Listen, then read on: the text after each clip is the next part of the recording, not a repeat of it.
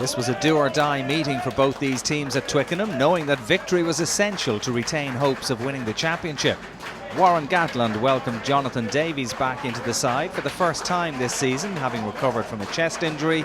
Alun Wyn Jones also returned to the side in the second row, having missed their last game. A win for the Welshmen would also keep alive their hopes of a record third straight RBS Six Nations title. England came into the match off the back of a confidence-boosting win over Ireland, and they made just one enforced change from that side, with Ben Morgan coming in at number 8 for the injured Billy Vunipola. The home side on course for a first Triple Crown success since 2003, looking for revenge after suffering a big defeat away to Wales in last year's championship. And what a start Stuart Lancaster's side made to the game. They had Wales on the defensive straight away, and as they pressed the Welsh line, the referee, Romain Poit from France, played advantage for a spell before eventually blowing for a penalty. Danny Kerr had earlier taken a quick tap and go closer to halfway, and once again the scrum half was sharp with another quickly taken penalty, running unimpeded over the line, catching the Welsh defence napping. The Harlequins man is having a fine 2014 championship. This another example of what he brings to the English side. Owen Farrell tapped over for the extra 2 points, and it was 7-0 inside the first 6 minutes.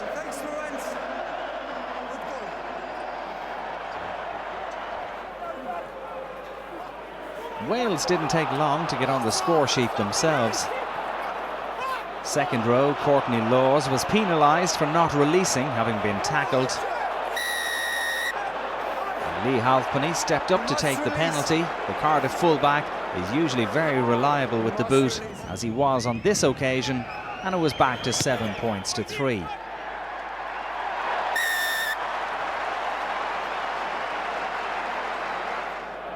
In the 18th minute, the Welsh scrum was penalised when Gethin Jenkins was called out for not driving straight by the referee.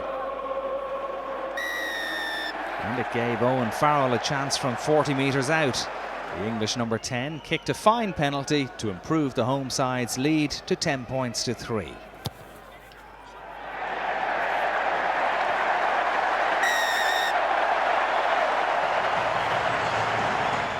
But Wales responded soon after with a superb effort from Halfpenny, who put one over from close to halfway to keep the men in red in touch at 10-6.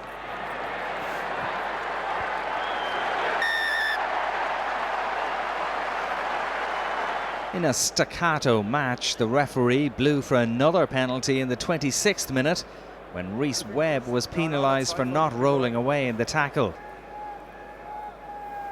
Farrell made it 3 kicks out of 3 from this central position for a 13-6 England lead.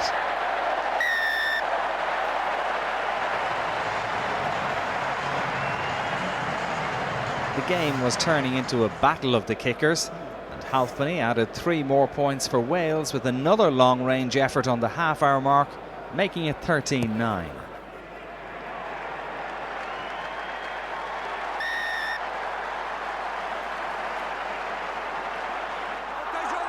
But England made a breakthrough in the 33rd minute. Wales lost their own line-out with an overthrow, and in the ensuing action, Lancaster's men threatened the visitors' line. When the ball was fed to Billy Twelvetrees, the Gloucester centre delicately kicked ahead, and Luther Burrell managed to get it down for his 3rd try of the championship. Great awareness from Twelvetrees and tremendous speed from Burrell to get in behind the Welsh defence. Farrell converted to put England into an 8-point lead, 20 points to 12. However, there was still time for Wales to eat into that lead with the last play of the half. Halfpenny once again was unerringly accurate from the kicking tee to leave a half-time score of England 20, Wales 15. A narrow lead for the home side, considering their dominance of possession in the first 40 minutes. 5 minutes after the restart, the Welsh scrum was in trouble with the referee yet again. And in keeping with what preceded in the first half, the kicking was top class.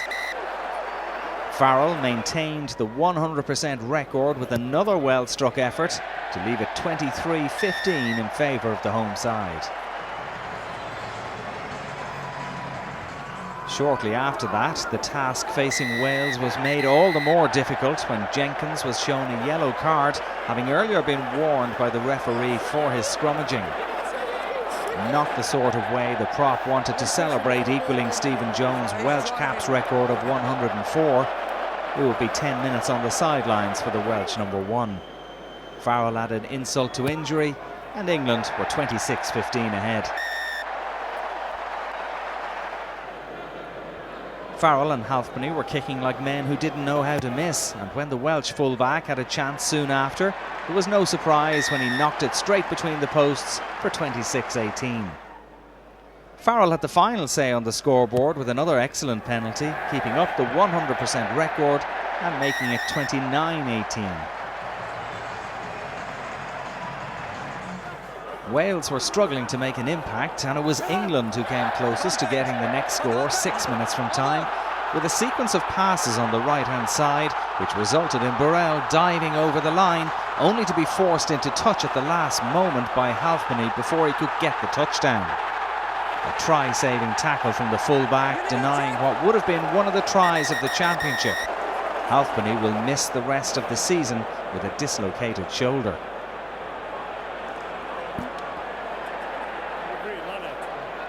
There was plenty of huffing and puffing, but no further scoring as the clock moved into the red. England could celebrate a really hard-earned and well-deserved victory. A win that keeps their title hopes very much alive, and a first Triple Crown since 2003.